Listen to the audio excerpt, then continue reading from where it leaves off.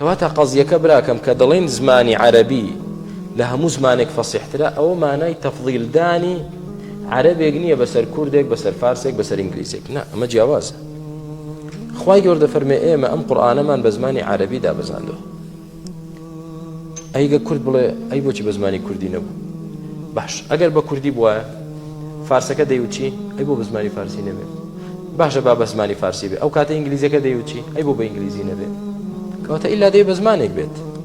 کێشە لەوەدا نییە بە زمانێکە، بەڵام خوای گەورە فەسیحترین زمانی هەڵبژاردووە بەو زمانە قورئانی دابەزاندووە.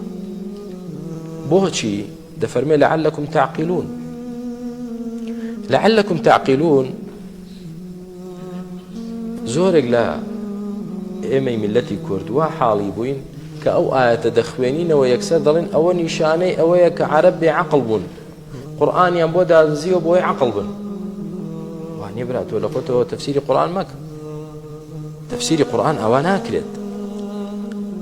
خوای گەورە دەفەرمێ بۆیە بە زمانی عەرەبیمان دابەزاندووە بەشک و ئێوە تێی بگەن، یعنی ئەعقیلوه ولا ئەعقیلو، من لەو شتە حاڵی دەبم تێی دەگەم یا تێی ناگەم. تعقیلون ئەوەیە. تعقیلون کە ئێمە دەیکەینە کوردی فڵانە کەس بێعەقڵە، یعنی کەسێکی جێلە، کەسێکی گەمژەیە، ئەوە جیاوازە. تعقیل و لا يعقل ئەوە نییە برا.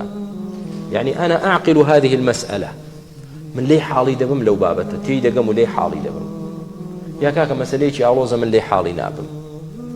لعلكم تعقلون أوي، يعني چونك بزمانك داي بزاندو أوند فصيحة أوند رونا بشكو تيبقن بوي برا كانم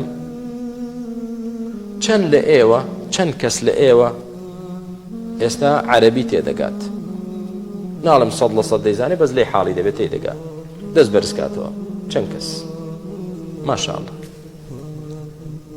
بەڵام وەرە بڕۆ ناو عەرەب، چەند کەس لەوان کە هاتوون لە ناو ئێمەشدا دەژین، لە کوردستان دەژین، چەند کەس لەوان فێری کوردی بووە؟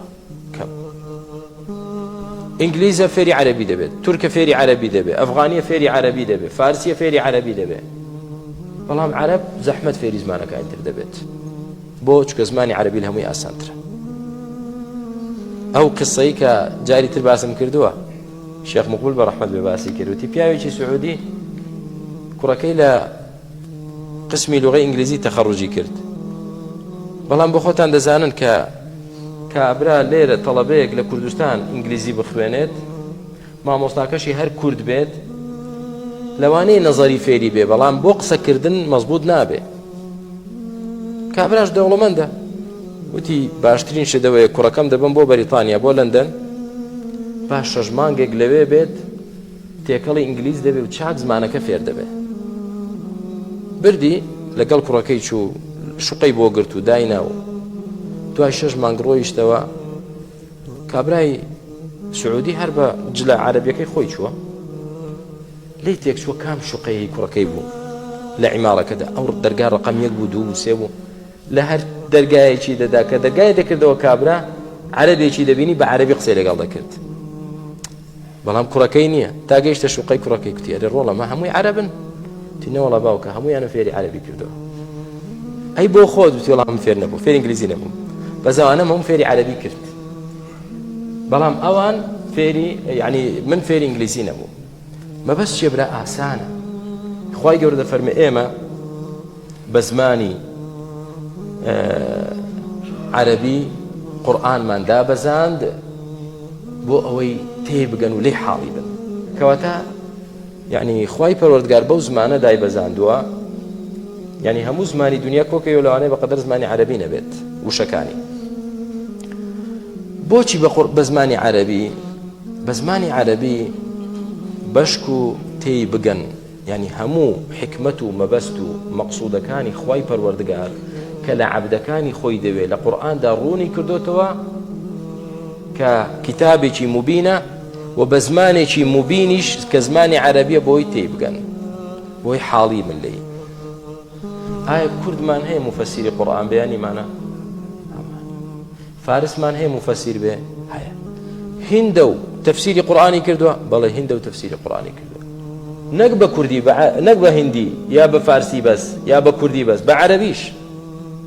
کابرا پاکستانیە تەفسیری قورآنی بە عەرەبی کردو، کوردە تەفسیری قورآنی بە عەرەبی کردووە.